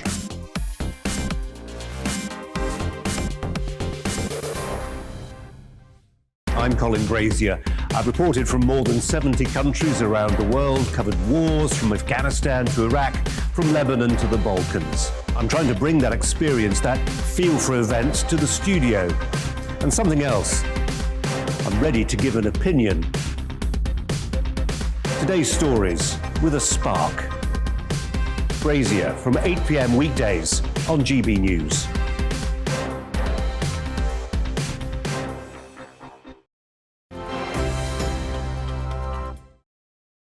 Welcome back, and you've been emailing us your views and opinions. Yep. So we've got here that Parker says that children under 16 should not be allowed phones. You know, I think you've got a point there. I do. And I've got Pauline says, I am 77 and I was taught by my parents to make sure I pick up all my rubbish. We use glass bottles and we certainly were not a throwaway society. That isn't true now, is it? All of the rubbish that the young leave behind at music festivals, it seems they have no idea that they need to clean up after themselves, all that rubbish. Absolutely true. And I think Alan says that regardless of the issues, there are always many subgroups in any protest. There also appear to be a group of serial protesters who turn up at every protest. These subgroups and serial protesters are usually just anti-establishment, taking the opportunity to create division and cause trouble. And that's just so true. I agree with that. And we've had lots of people calling in about Catherine Burblesing, the new social mobilities are saying how wonderful she is. James here saying, a truly inspirational woman. She needs more time on air. We couldn't agree absolutely more. Right. Yeah, absolutely. But regular viewers will know that every week we celebrate the very best of British. It doesn't matter what it is, whether it's a product, whether it's produce, whether it's an individual. And today, it is an individual. It is Jo Salter, who was the first female in the UK to be a fast jet pilot. So, hello, Jo. Good morning. Hello. Good morning. Oh, terrific you could join us. I know you are in the RAF club. Seems only right that you are there today. But stained glass window that is behind you, do you want to tell us a little bit more about it and what, you know, how you were involved in it? I would love to. So for our centenary, the Queen came to unveil this stained glass window, which is celebrating women in the Royal Air Force over 100 years. And it's done in the form of Rosie the Riveter. And you'll see that there are portholes, and each of these portholes has a photo behind it where you can see key people like, for example, Kirsty Murphy, who was our first female Red Arrows pilot. And then each of the different parts of the window represent women over the years in the Royal Air Force and the support that they've given. So, Jo, did you always have this aim and ambition to be the first female fast jet pilot? I mean, how did it come about? I mean, absolutely not. And I think I have this mother that always says, you know, grab the most of every opportunity. And I grew up in Croydon and I wanted to leave Croydon. And I sort of just went for every sponsorship that I could have. And the Air Force offered Jo a sponsorship. I'm sure we've just to become an engineer. They announced that we were allowed to. Am I back? Sorry. You're back. If the trouble about being by the stained glass window is that the Wi-Fi doesn't seem to be at its best here. So my apologies to everybody watching. But absolute brilliant opportunity to become a pilot in the Air Force at the time. There's a photo of me. And because you were the first woman to do this, I mean, were you accepted? Were people welcoming? Or have you had to fight your way to the very top? You certainly seem to be laughing in these photos and enjoying yourself. Well, I like to laugh anyway. And I think people say to me, Jo, your main success was because you had such a good sense of humour. Because honestly, you can't take yourself seriously when you're doing something so completely different, I suppose. The challenge was, without doubt... Oh, Jo. Do you know what we should do? Is try and maybe come back a little bit later when Jo's not in front of the stained glass, because we wanted to see the stained glass, and she's got such an inspirational story. She's Britain's first female fast jet pilot. That is why she is our best of British this week. So if you can just move away from that stained glass window, Jo. Yeah, and then we'll definitely have to speak to her. If we can't do it, it has to, I've got so many questions I want to ask her, so we'll have to get her back if we can't get her now. Now, for the story I know you've all been waiting for, we're going to go to another Joe, because that's according to a new study, men experience more heartbreak than women after a breakup. Most of us will experience a major heartbreak at some point in our lives, and the majority of people go through around 3 before they are 30. In the first ever big data analysis of relationship problems, they studied the demographic and psychological profiles of more than 184,000 people. That's a lot of people. That's a lot of people. So here to discuss this with us is Jo Hemmings. She's a psychologist and a relationship expert. So this study, men feeling breakups, maybe more than women. Were you surprised at this, Jo? Or, you know, are you dealing with heartbroken men all the time? Morning, both. I think the thing about this study is it is very wide-ranging, as you say, 184,000 people. But perhaps what's key about it is I think they've drawn the wrong conclusion, because this is about people who posted about their relationships online anonymously. So these are not people who are taking up therapy of any sort, or counselling, or talking to their mates over a beer or a bottle of wine at the pub. These are people posting on an anonymous website. Now, that's already skewed, to me, the conclusion that men have more heartbreak. Yes, men talk more about heartbreak on these anonymous forums, but there are other conclusion that men use these online anonymous forums more than women.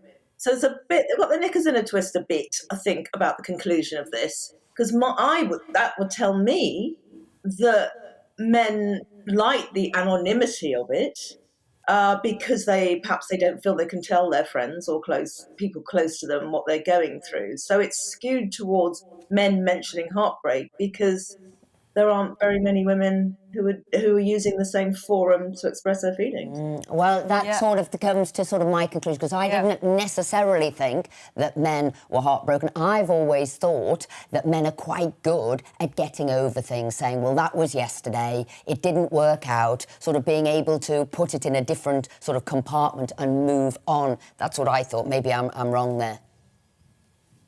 No, I think to a degree you're right, but I also think mainly it's because women have a much better emotional support network. Women will go to their friends, go to other women who've gone through similar things, will reach out to counsellors, coaches. You know, I'm a relationship counsellor. I deal with a lot of couples.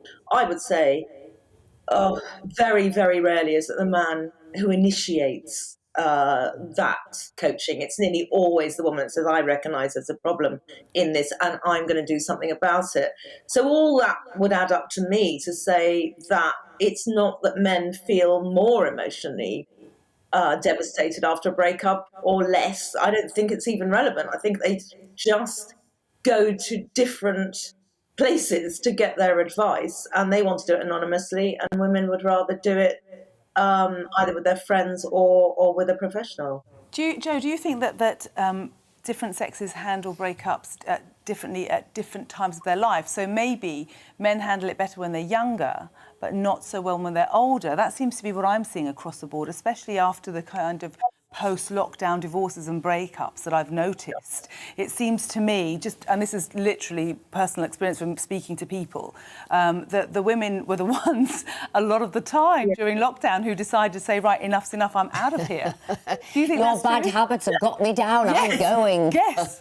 Do you feel that's true, especially post-lockdown? Yeah, no, it's a very good point, Sonia, and I think you're absolutely right, because those couples I saw during lockdown were the guys that sort of thought, oh, we can carry on, you know, as we were. There are a few sort of flaws in our relationship. And it was the women who said, hey, I did not sign up for this 24/7. We've got to do something about it. I notice it more. And the guys who are mostly reluctant to end relationships or sort of come out of relationships, in part because I think when they get older, they get a bit, how can I put this without getting a lot of abuse, a bit more set in their ways.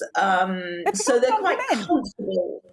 And I'm not disagreeing with that. As men get older, they grumpy men. But I also wonder, you're quite right, women can reach out, speak to a friend, good at talking, going on Zoom and what have you. Maybe blokes would have done having a game of football or going for a golf or going to watch something or other, and all of that was taken away from. So do you think their way of getting a heartbreak out of the system was removed when most of the social interaction was moved?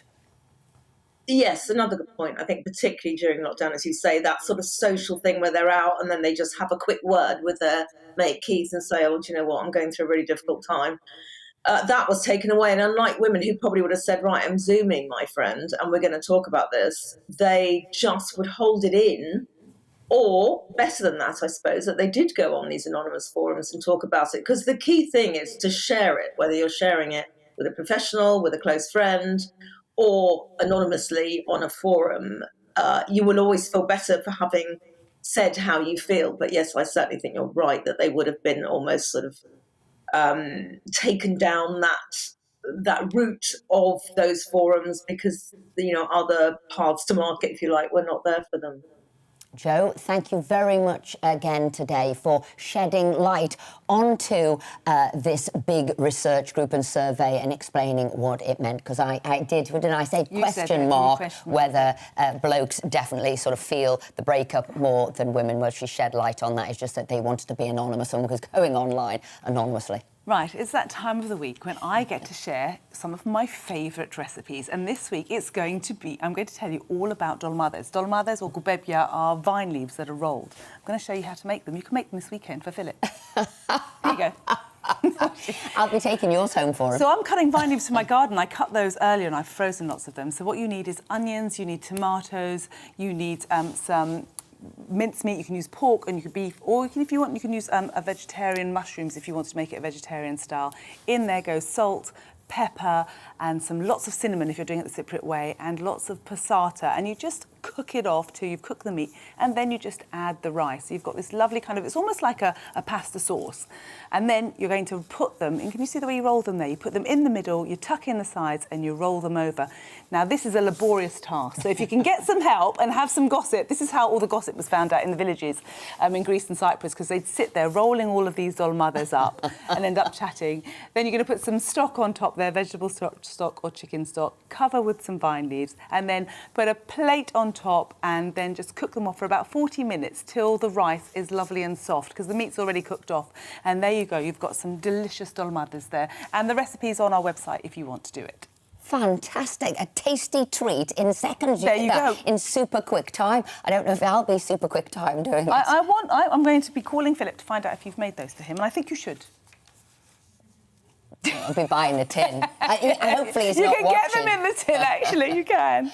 Now, Anyway. let's take a look at some of the top stories that have caught our eyes today. What have you seen? So one of the things that I saw is the revenge dress. So that was, what was that on? I think that was on in the Daily Mail, page 3. And do you remember when Princess Diana broke up with Prince Charles? And then she had an event. I do remember And this. she came out in that dress. Look at that dress. So someone's replicated that dress. An actress has put that on.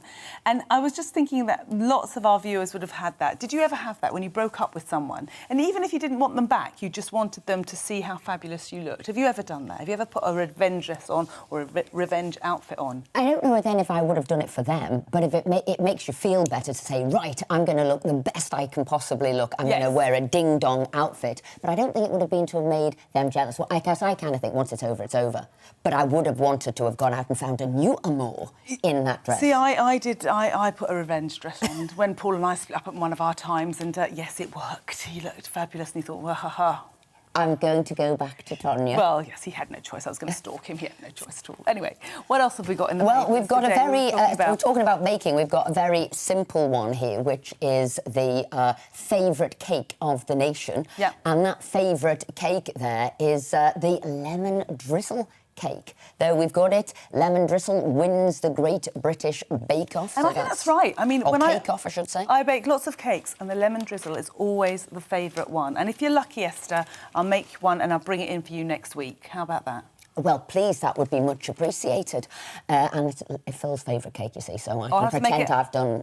Or I'll make him a little one as well. There you go, OK. Now, look, on to other things, because people have been asking about this, and I have to say, what a mess what a dog's dinner in Parliament happened this week. And this is obviously the story here, which was about should there be an appeal process for MPs, and it collided with, as well, the Owen Paterson situation with the Standards Committee. Now, here it is. And then there's another question now. Oh, Lord, it gets worse. Could he be going into the Lords? Absolutely not. Of course he can't be going into the Lords. It's so messy, Esther, because it's two things. Can you explain it to me? Because I just don't understand. It seems to be all sleaze, and it's not, is it? Well, look, there's been a lot of misunderstanding.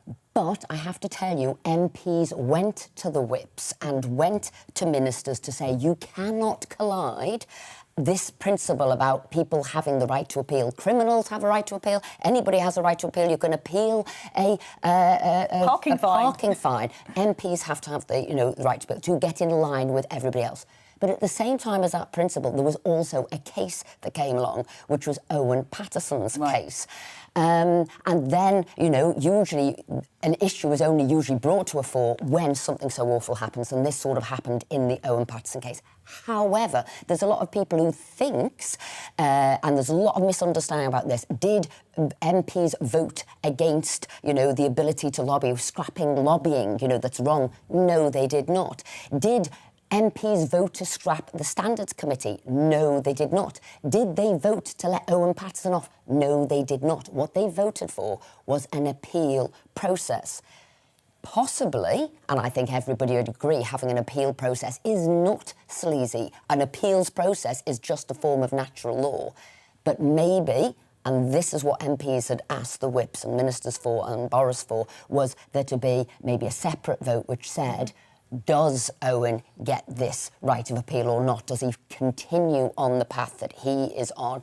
And that was the problem. It was a collision.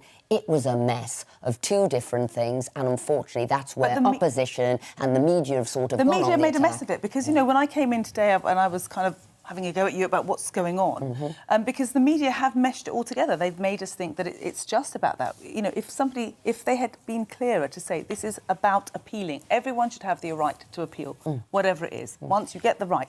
But that's not what the media were saying.